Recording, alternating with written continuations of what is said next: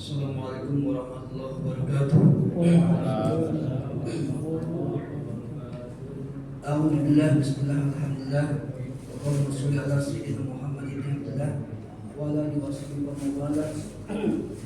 Rabbi shrah li sadri wa yassir li amri wa hlul 'uqdatam min lisani yafqahu qawli. Amma ba'd. Puji dan syukur kita panjatkan kehadirat Rabbi Allah Subhanahu wa taala yang sampai detik ini masih memberikan kehormatan kepada kita untuk bisa melaksanakan kewajiban dari Allah yaitu ibadah sholat maghrib, dan insya Allah dilanjutkan dengan kajian itu. Dan ini kehormatan ini patut kita syukuri karena sampai detik ini kita pun masih dihormati oleh orang lain. Walaupun mungkin di hadapan Allah Subhanahu wa taala kita masih banyak noda, masih banyak maksiat, masih banyak cacat dan sebagainya. Seandainya satu kali dosa itu satu bisu di wajah, mungkin tak berapa bisu yang ada di wajah kita hari ini. Seandainya kalau Allah menakdirkan satu dosa satu bisu, mungkin wajah kita bisu semua dan orang akan jijik melihatnya. Tapi alhamdulillah sampai detik ini orang lain sangat menghormati kita, menghargai kita, karena Allah menutup aib-aib kita, sehingga patutlah kita bersyukur. Semoga rasa syukur ini kita realisasikan dengan peningkatan ibadah kepada Allah Subhanahu wa taala. Amin ya Allah.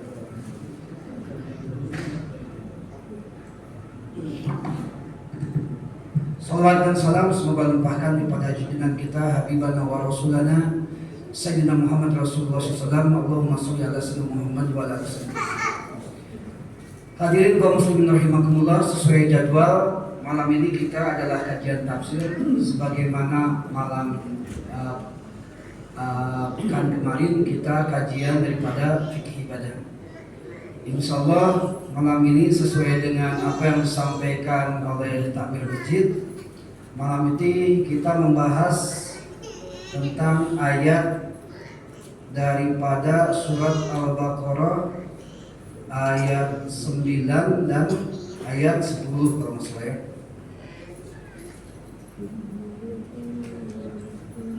Baik, kita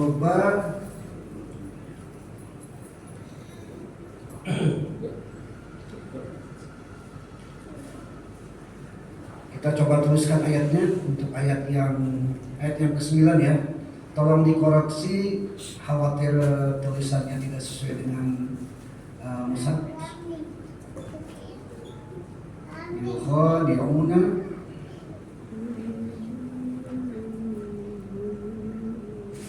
yang ada mushaf tolong dikoreksi. Wallazina amanu wa ma yakhda'una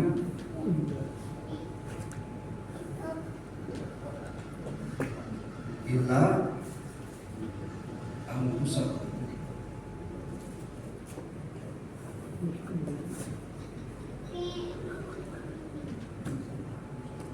wa ma hum ya wa ma hum yasurun.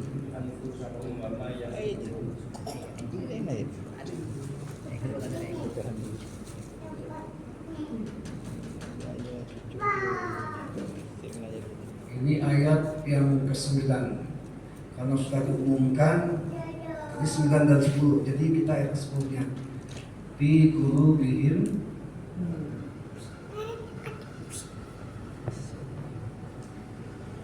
maradun fazadahum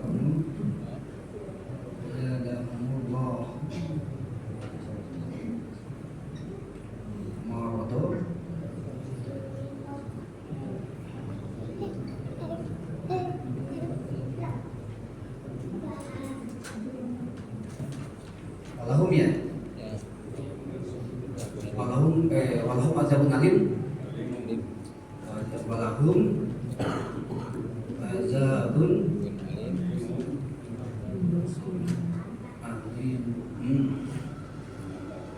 alimun bima kanu yaksibun.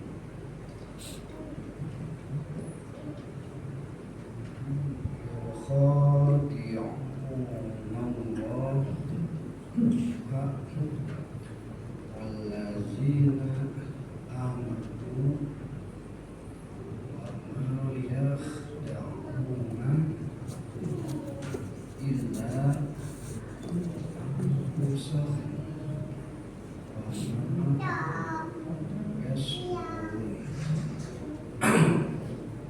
Kita coba ayat satu ayat dulu. Bismillahirrahmanirrahim. Seperti biasa kita baca berpikiran. Mungkin kami dulu baru hadirin sekalian. Bismillahirrahmanirrahim. Silakan. Bismillahirrahmanirrahim. Yukhadi'una Allah wallazina amanu wa ma yakhda'un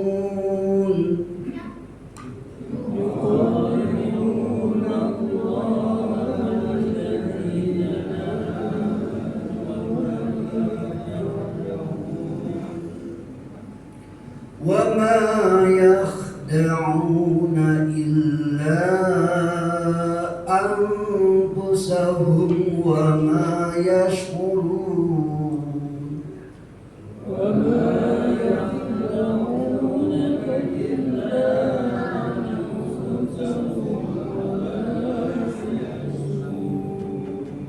Baik, kita coba tajwidnya. Yukho mad tabii ya. Yukho itu bisa ditulisnya yukho. Ini berbagi daripada alif. Yukho di'u mad tabii ya. Jadi alif sebelum patah, terus doma. Ulangi lagi, doma sebelum wawu dan kasroh sebelum iya, itu namanya mad tabii. Ini patah sebelum alif. Ini wawu sebelum doma sebelum wawu. Yukhadi'una Allah. Kalimat Allah itu terbagi dua. Ada kalimat Allah tafhim dan ada kalimat Allah tafhim ya. Tarkib dan tafhim. Kalau tarkib itu kalimat Allah sebelumnya kasroh, membacanya la, bismillah. Kalau baca bismillah jelas salah ya.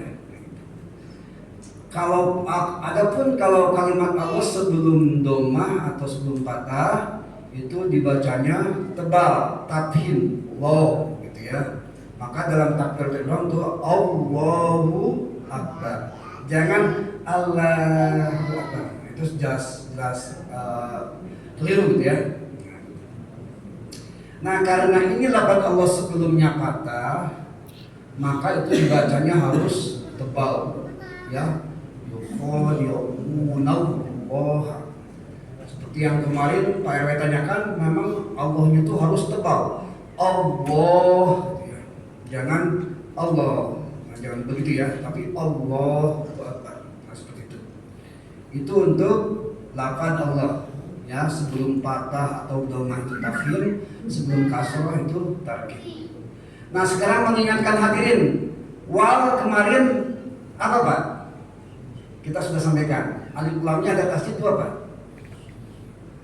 Alif lam samsiah ya. Sekarang zi, ya sukun sebelum kasroh, iya sukun sebelum kasroh, namanya apa? Mad tabii. Satu lagi amanu, a. Nah, kalau ini bukan mad tabii, bedanya mad tabii begini. Kita ambil rumus simpel aja. Selain hamzah atau alif, sebetulnya hamzah dan alif itu ada perbedaan. alif itu hamzah yang tanpa baris. Hamzah itu ada alif yang pakai baris. Itu bedanya ya. Jadi kalau lihat ini hamzah. Tapi kalau amanu ini baru alif. Nah, amanu, tapi supaya kita ingat tak apa-apalah, kita ambil simpel aja. Amanu alif atau hamzah memakai kalimat memakai panjang gitu ya. Harkat panjang. Jumlahnya 2 harkat. Nah, ini bukan mad tabii, ini mad badal. Tapi selain ini, kalau diginikan, selain ini ya, selain alif atau hamzah, itu semuanya insya Allah mad tabii. Begitu. Wallazina amanu. Coba kita cek lagi nunya apa? Pak? Wawu sebelum doma. Wawu sebelum doma apa namanya? Mad tabii. Wama alif sebelum fathah namanya mad tabii. Ya daunnya ada wakaf nggak di mushaf? Kami di sini kelihatan ya.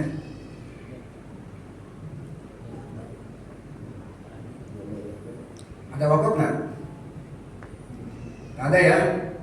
Berarti ya dauna itu mad tabii. Kalau ada wakaf itu bukan mad tabii lagi, tapi mad arid disukun. Nah gitu. Selanjutnya illa. Nah ini ada yang namanya mad wajib muttasil, ada mad jaiz munfasil. Mad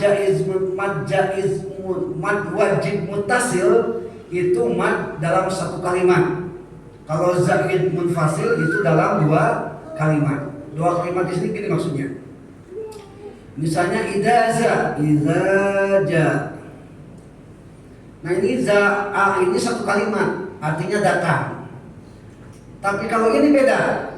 Illa, ya ini kan mad tabii ya. Illa dan pusahum. Ini 2 kalimat. Nah ketika mad tabii bertemu hamzah atau alif, itu biasanya ada tanda panjang di sininya. Nah ini namanya mad jaiz munfasil. Jaiz itu artinya boleh, munfasil itu terpisah. Ini terpisah. Tapi kalau menyatu jaa biasanya panjang di sininya. Nah itu namanya mad wajib muttasil. Nah begitu ya. 2 kali lagi wama mad tabii. Yasurun, nah ini baru ada wakaf. Domah, setelah domah ada wawu. Namanya mad apa tadi? Mad tabii. Kalau mad tabii di ujung kalimat namanya mad arid disukun. Itu untuk tajwid. Baik hadirin kaum muslimin rahimakumullah, kita coba menafsirkan sesuai dengan kitab Ibnu Katsir halaman 47. Bismillahirrahmanirrahim. Yukhadi'una Allah, dan mereka menganggap dirinya menipu Allah. Jadi ada terjemahan dalam kalimat yang lain, dan mereka menipu Allah. Itu kalau sepintas kayak apa ya? Ya gambaran kita, masa iya sih Allah tertipu, kan begitu. Jadi terjemahannya harus lengkap. Yukhadi'una Allah. Mereka menganggap dirinya menipu Allah. Anggapan mereka orang-orang munafik gitu ya maksudnya. Yang selanjutnya wallazina amanu, dan mereka menganggap dirinya menipu orang-orang yang beriman. Jadi ada 2 yang ditipu, perasaan mereka orang munafik, yaitu Allah dan orang-orang yang beriman. Nah gitu. Ayat ini hampir mirip dengan ayat yang ada di surat kalau nggak salah surat An-Nisa ayat 42 kalau nggak salah. Ya, An-Nisa ayat 42. Innal muttaqina yukhadi'una Allah. Gitu ya. Al-Baqarah ayat 9 itu diperjelas lagi dengan surat An-Nisa ayat 142. Itu. Jadi bunyinya innal munafiqina yukhadi'una Allah. Sesungguhnya orang-orang munafik itu menyangka menipu Allah. Padahal wa huwa khadi'uhum. Nah, jadi wa ma yakhda'un itu hampir sama pengertiannya dengan wa huwa khadi'uhum. Padahal justru Allah yang menipu mereka. Gambarnya seperti itu. Bahkan di sini dalam surat An-Nisa ayat 42 ada tambahan daripada ciri-ciri orang yang munafik dalam surat An-Nisa ini. Kemarin kita membahas ciri-ciri orang munafik itu ada berapa Pak? Pak Ikom sudah ditulis? Ada 9 ya. Berarti ditambah lagi dengan sekarang. Pertama, yang ke-10 berarti ya. Menurut surat An-Nisa, wa iza qamu ila shalah qamu kusala. Itu yang ke-10 cirinya. Apabila mereka mau mendirikan sholat, mereka itu sangat malas, gitu ya. Jadi kalau bapak-bapak nih, ketika mau sholat ada rasa malas, hati-hati. Itulah intinya. Salah satu daripada ciri orang yang munafik adalah ketika datang kewajiban sholat dia malas. Itu aja intinya.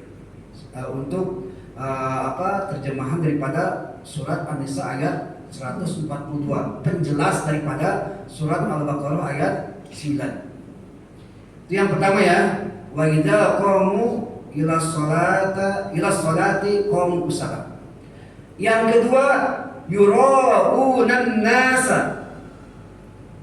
Mereka ria terhadap manusia. Jadi apapun yang mereka lakukan dalam hal ibadah, mereka lebih mementingkan penglihatan atau kehormatan manusia daripada kehormatan Allah Subhanahu wa Ta'ala. Berarti ciri yang ke-11 adalah mereka ria kepada manusia. Kalau di hadis kan ciri munafik cuma ada 3 kan? Idza hadasa kadzaba, wa idza tumina khana, wa idza wa'ada akhlafa. Nah, kalau kita rangkai semua ternyata cirinya sekarang sampai 10 ciri orang yang munafik. Yang selanjutnya yang ke-11 ya. Wala yadhkurunallaha illa qalila. Dan mereka berzikir kepada Allah kecuali sedikit. Jadi bagi kita yang jarang berzikir kepada Allah, terutama setelah sholat fardu, kadang-kadang orang lain assalamualaikum selesai sholat, mereka berzikir Allahumma antas salam, ini lain. Setelah assalamualaikum mereka bukan Allahumma antas salam, tapi Allahumma lantas jalan kabur, kan begitu. Nah gitu ya. Nah orang yang demikian mohon maaf, ini untuk secara general ya. Orang yang demikian itu dinamakan ciri-ciri orang yang munafik. Nah gitu. Nah jadi di ayat ini dipertegas bahwa mereka orang yang munafik menyangka dirinya menipu Allah dan menipu orang-orang yang beriman. Tapi sudah dijawab oleh Allah, wa ma yakhda'una illa anfusahum wa ma yash'urun. Sesungguhnya mereka tidak menipu kepada Allah dan orang yang beriman, tetapi mereka menipu kepada dirinya sendiri. Sudah begitu lebih parahnya, wa ma yash'urun, dan mereka tidak tahu bahwa mereka itu tertipu oleh diri sendiri. Karena mereka tidak tahu menipu diri sendiri, maka ayat yang selanjutnya fi qulubihim maradun. Fi qulubihim maradun. Penyakit. Hadirin kaum muslimin rahimakumullah, izinkan saya menghapus dulu. Mudah-mudahan cukup.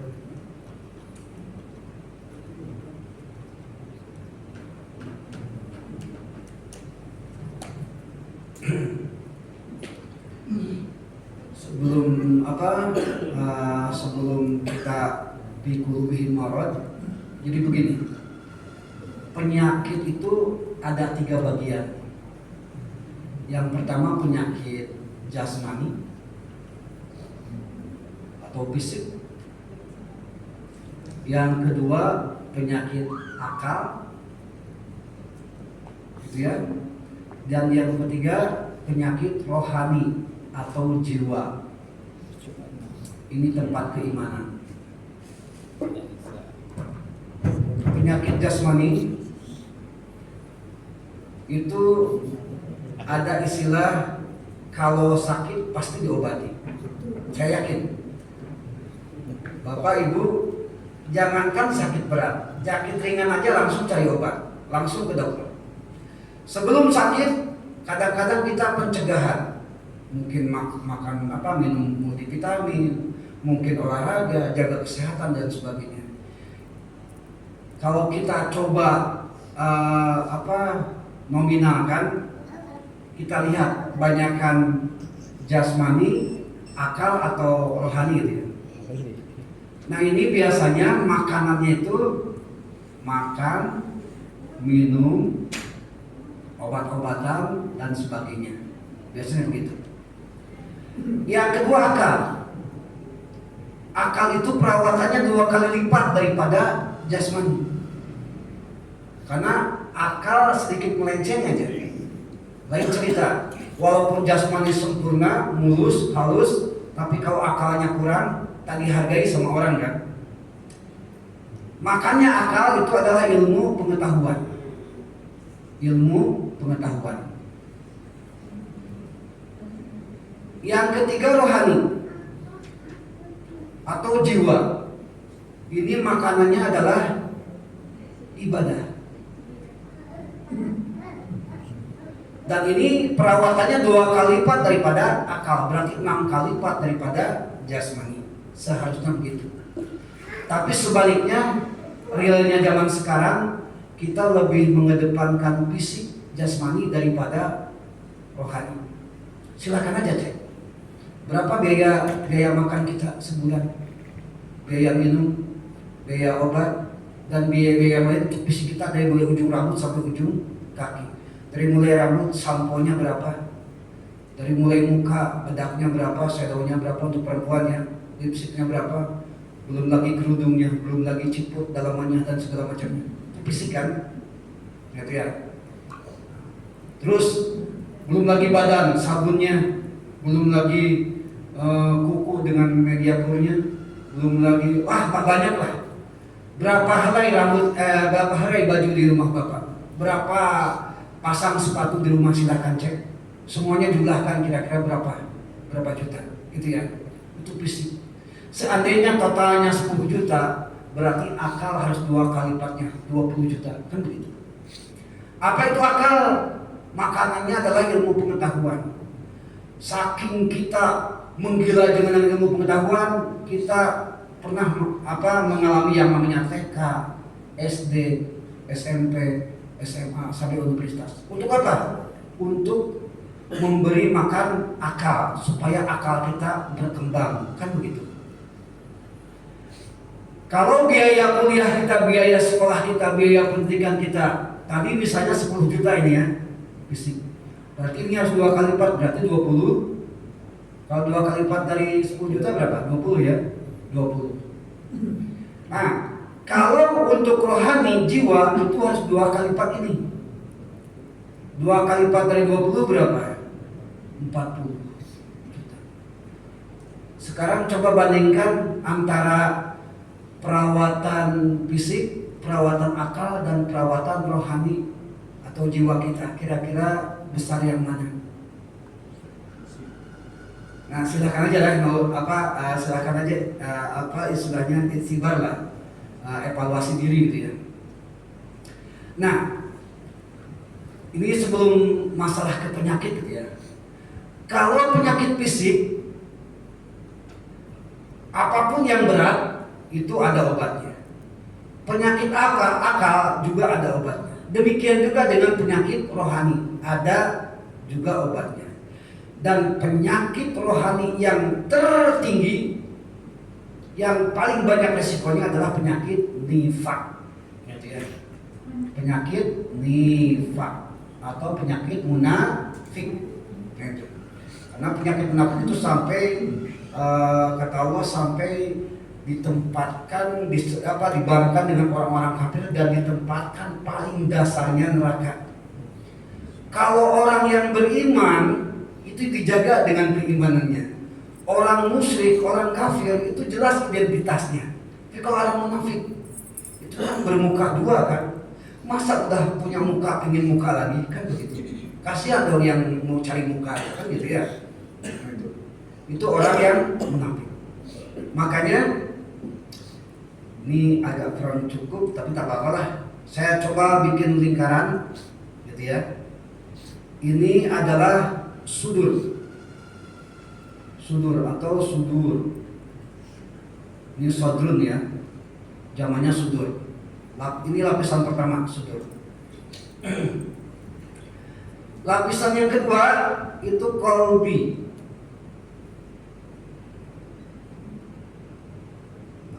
Atau kolbun ya,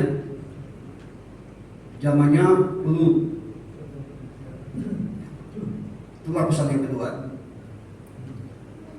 Lapisan yang ketiga, ini sebelum saya membahas penyakit, terutama penyakit rohani atau penyakit jiwa ya, yaitu nifaq. Lapisan ketiga adalah nafsun ya.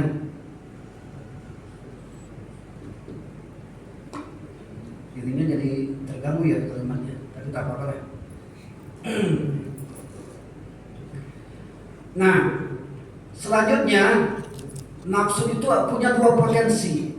Dalam surat Asy-Syams, kalau nggak salah itu ayat ke-8, wasyamsi wa duhaha wal qamari wan nafsi wa ma sawaha fa'alhamaha fujuraha wa taqwaha. Ya. Nafsu itu ada dua potensi. Ada potensi yang namanya fujuraha ya fujur, dan apa? Takwa ya fujur di sini aja lah. Fujur. Ini takwa atau iman juga boleh. Nah, potensi nafsu itu Allah mengilhamkan kepada manusia itu bisa takwa, bisa fujur. Fa'alhamaha fujuraha wa taqwaha. Mengilhamkan seperti itu. Cuma kalau kita sederhanakan, ini kutub negatif, ini kutub positif. Kalau takwa atau iman itu positif. Malaikat pun itu diciptakan daripada cahayanya takwa gitu ya. Sehingga malaikat itu cenderung taat kepada Allah Subhanahu wa taala dan tak pernah membantah.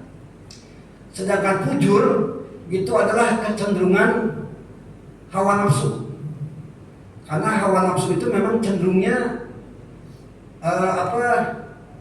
cenderungnya kejahatan. Coba lihat dalam surat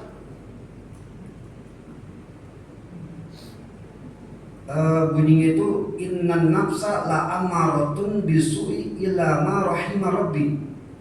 Surat apa saya lupa lagi ya. Kalau tak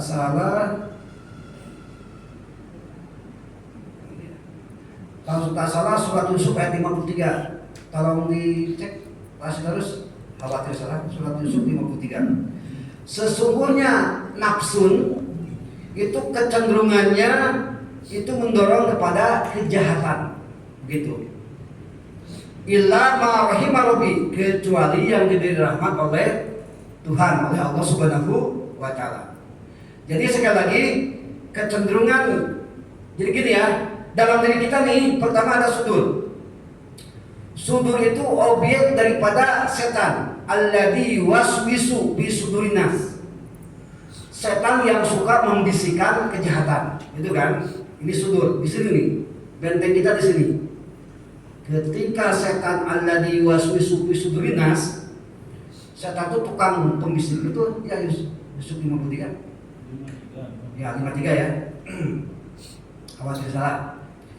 Jadi yang pertama dalam tubuh kita nih, tubuh dalam pengertian sudur, qalbun dan nafsun ya. Tiga komponen itu. Pertama Setan itu alladzi yuwaswisu, suka membisikkan hal-hal yang sifatnya kejahatan. Tapi tidak langsung ke nafsu, karena nafsu itu tadi kecenderungannya yang namanya amarah itu kecenderungannya kepada kejahatan gitu ya. Ini setan kesini dulu, ke lapisan luar dulu. Nah, setelah sodrun, setelah ke dada, di sana kalau dalam surat An-Nas itu artinya dada manusia gitu ya. Setelah alladzi yuwaswisu fi sudurin nas, setan membisikkan kepada dada manusia, sudur gitu ya. Maka kalau kecenderungan manusia itu takwa, maka ini terhindari dari alladzi yuwaswisu, daripada bisikan setan. Nah gitu. Kenapa bisa dibentengi, bisa terhindari? Karena yang pertama, kalau kita berpegang teguh sama Al-Quran, coba lihat dalam surat Yunus 57, ya ayuhan nas qad ja'atkum mau'idatun mir rabbikum wa shifaa'un lima fi suduri wa hudaw wa rahmah.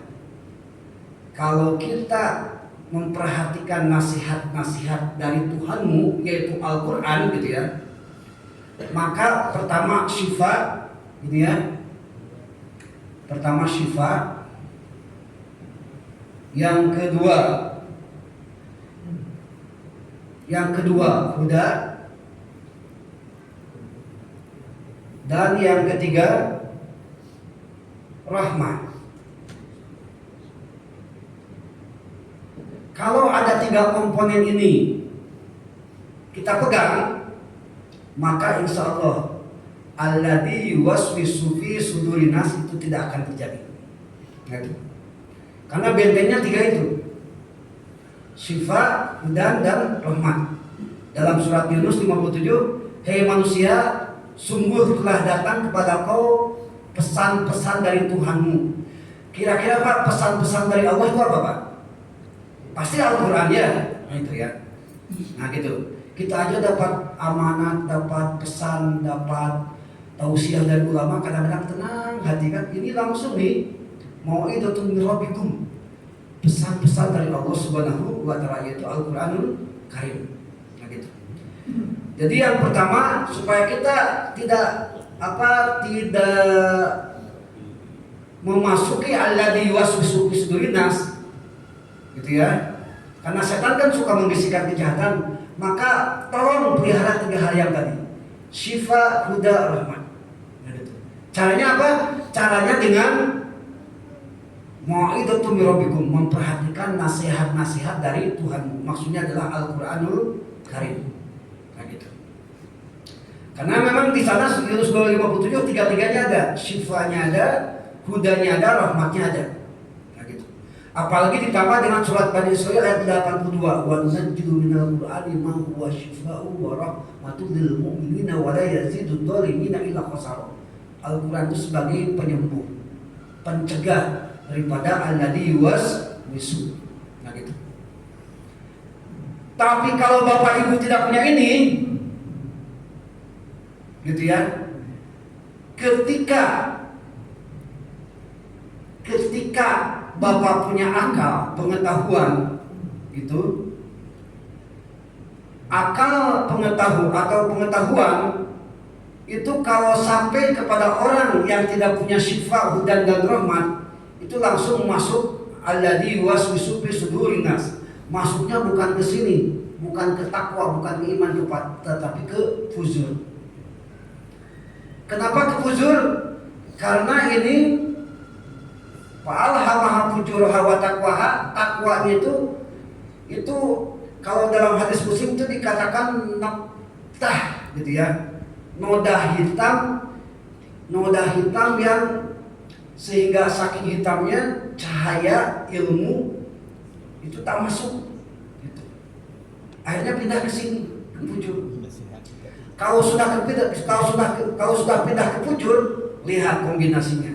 Pertama alladzi yuwaswisu, Yang kedua, tadi dikatakan inna nafsa la'amaratun bisu, bahwa nafsu itu cenderung kepada kejahatan. Ini udah sumber-sumber kejahatan semua. Gitu. Nah sekarang yang jadi masalah, punyakah kita syifa, huda, dan rahmat? Itu masalahnya. Gitu ya. Baik hadirin kaum muslimin rahimakumullah. Nah, maka ketika kita tidak optimal dalam syifa, hudan dan rahmat, atau kita tidak optimal dalam pemahaman Al-Quran yang menjadi pesan-pesan Allah, bukan hanya sekedar paham, juga mengamalkannya. Kalau tidak optimal, maka kemungkinannya dan kecenderungannya apa yang menjadi akal kita itu bisa jadi, pengetahuan kita, ilmu kita bisa jadi nanti bersarangnya di fujur. Sehingga cahaya iman, cahaya ketakwaan, karena sudah gelap dengan noda-noda maksiat kita, maka disinilah timbulnya di fujur itu. Nah sekarang masalahnya, ada sebagian orang yang memahami inna sholata tanha anil fahsya'i wal munkar. Sesungguhnya sholat itu bisa mencegah daripada kemaksiatan dan kemunkaran. Tapi kita kadang sering lihat kan, orang yang sholatnya rajin tapi maksiatnya juga rajin. Orang sholatnya tekun tapi maksiatnya juga tekun. Nah ini mungkin kejadiannya. Kita ini ya ayuhanas, ya dalam surat Yunus 57 itu objeknya manusia. Karena kalau manusia sudah bisa memberdayakan takwa atau keimanannya, wa alhamaha fujuraha wa taqwa, nanti dipanggil oleh Allah bukan ya ayyuhannas lagi, tapi ya ayyuhallazina amanu. Kita ini standar manusia dulu lah, jangan dulu orang yang beriman. Nah gitu. Nah, jadi kalau kita tidak bisa menggenggam syifa, huda dan rahmat, sesuai dengan surat Yunus 57 yang Allah perintahkan, maka kemungkinan besar apapun potensi kita, fisik kita, akal kita, bahkan jiwa kita, rohani kita mungkin akan berpotensi berkumpul di fujur. Na'udzubillah summa na'udzubillah. Kalau sudah berpotensi di fujur, ya Allah Pak, orang pintar kalau orang bodoh kalau jahat paling sebatas satu pasang sandal. Tapi kalau orang pintar sudah jahat, bukan satu pasang sandal, tapi satu pabrik diambil, kan begitu. Orang bodoh jahat dia paling nyuri uang 100.000, 200.000. Tapi orang pintar sudah jahat, ya silahkanlah cek sama Bapak itu gara-gara fujur. Dan ini hukum alam, Allah memang memberikan ilham kepada kita, silahkan mau fujur atau mau takwa. Nah, gitu ya. Dan kita nggak tahu nih potensi sekarang apakah kita takwa atau fujur.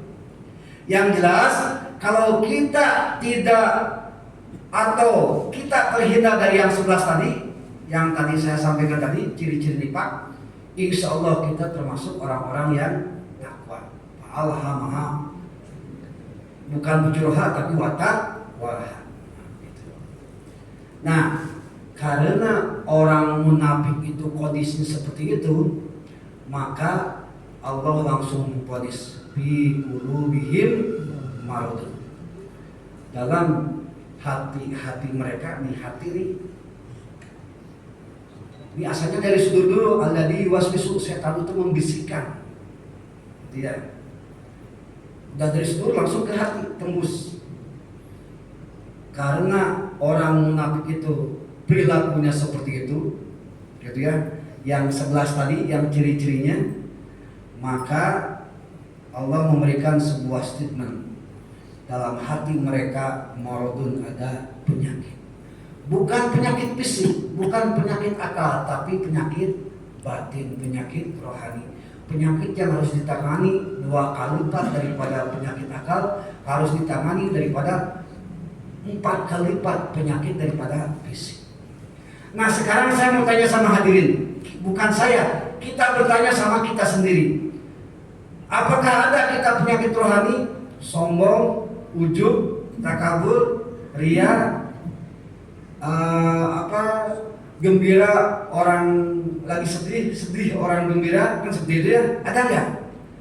Dibiarkan atau diobati? Berapa biayanya?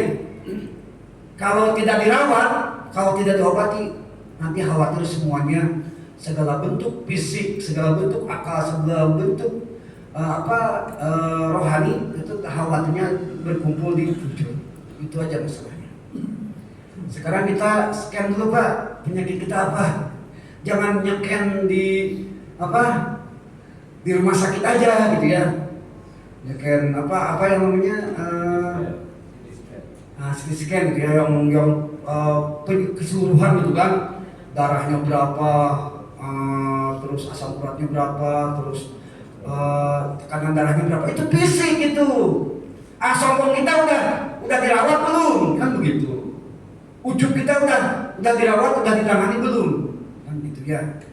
Kadang-kadang kita lihat orang dapat 10 juta, kita cuma dapat 1 juta, bukannya bersyukur kita sakit hati kan? Kok yang lain 10 juta sih saya cuma 1 juta? Padahal kalau yang syakatum la azidanakum kan? Kalau kita bersyukur dengan 1 juta, Allah pasti nambah kan begitu. Tapi lain kan kita ketika berbarengan diberi orang lain 10 juta, kita 1 juta, bukannya malah bersyukur, tapi kadang kita sakit hati kan? Sakit hati karena kita paling kecil, dia besar, kan begitu. Itu penyakit rohani. Khawatirnya nanti penyakit tertinggi rohani itu yaitu nifaq, itu masalahnya. Itu apa ya? Nah jadi sebelum kita lanjutkan, saya ingin membahas tentang apa istilahnya anatomi rohani lah, seperti gini lah mungkin itunya urutannya gitu ya. Sepengetahuan saya gitu ya, yang saya baca, yang mungkin masih banyak literasi yang belum saya baca juga gitu ya. Ya sepengetahuan saya seperti ini. Baik, sebelum saya lanjutkan kepada fi qulubihim marad, barangkali ada yang ditanyakan, hadirin silakan Bapak Ibu. Silakan Pak Imam.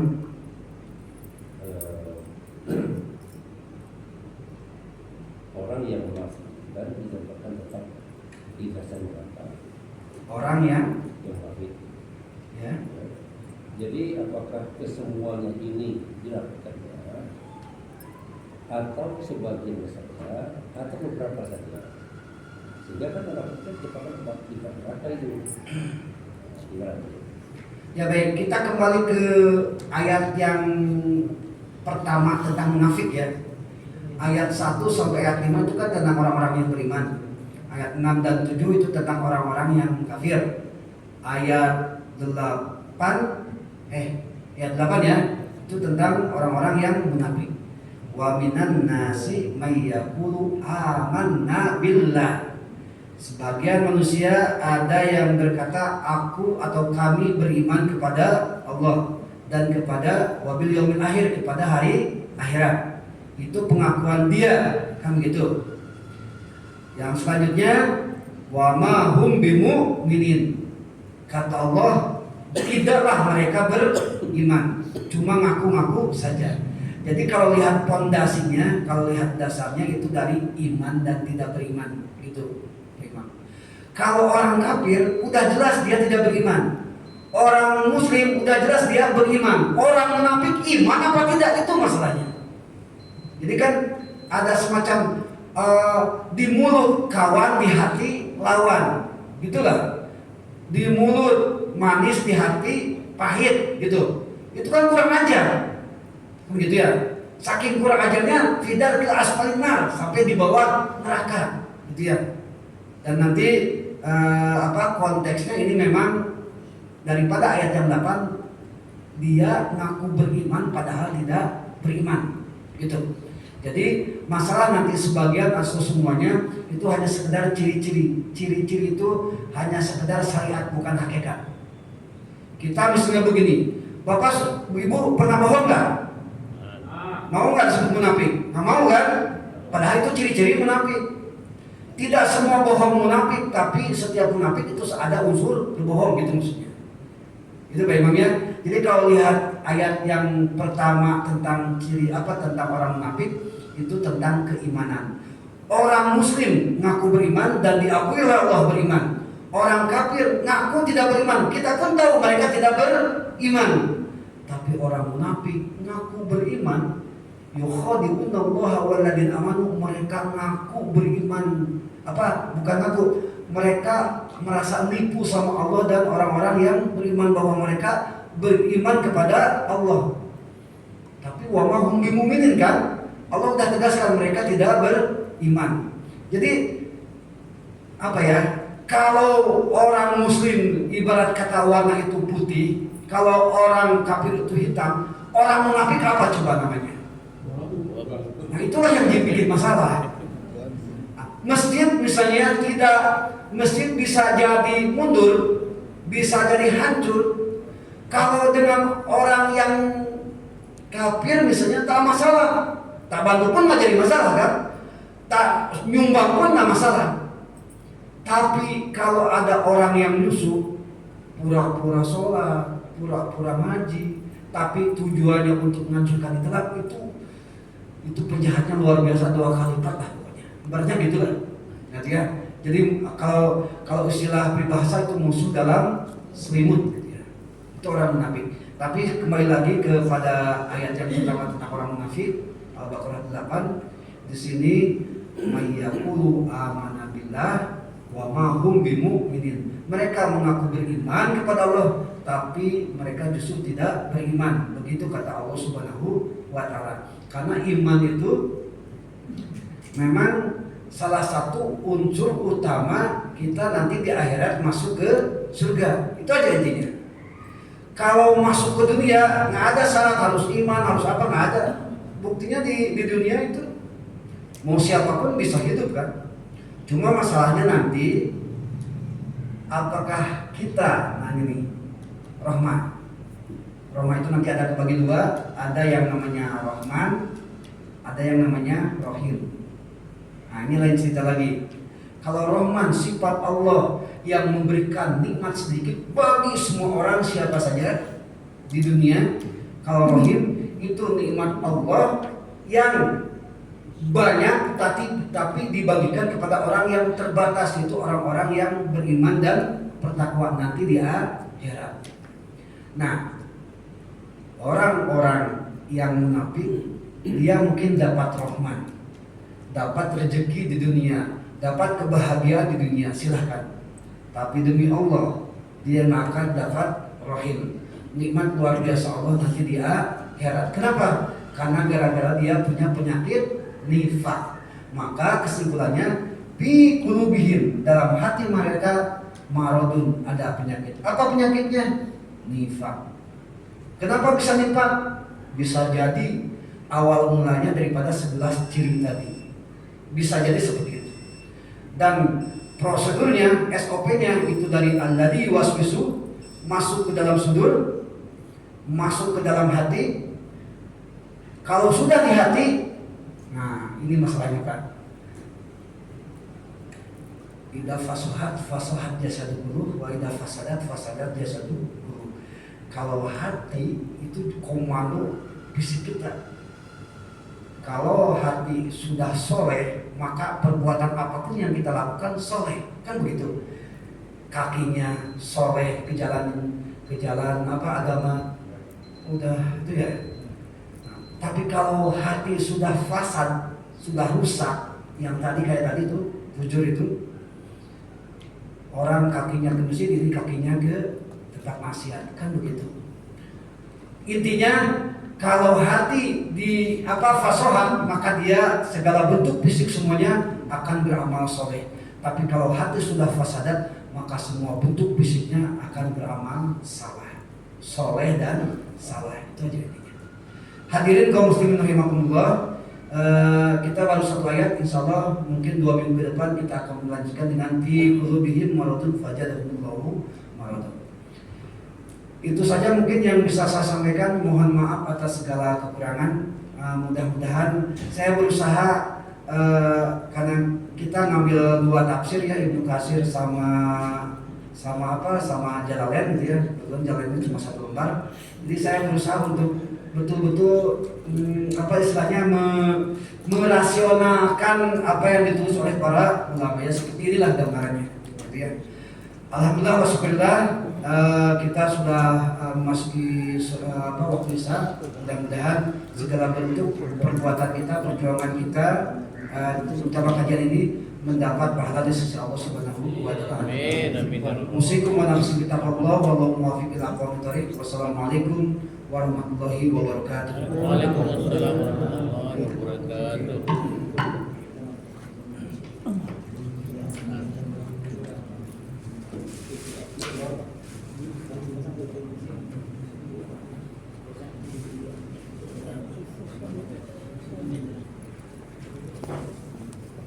Allah.